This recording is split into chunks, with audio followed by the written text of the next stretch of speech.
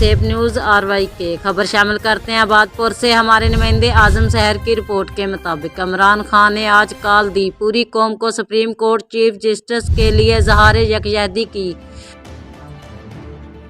शरीफ लाए हैं तो उनको रिसीव करने के लिए बरकत शाहीन साहब ने इस्तकबाल किया।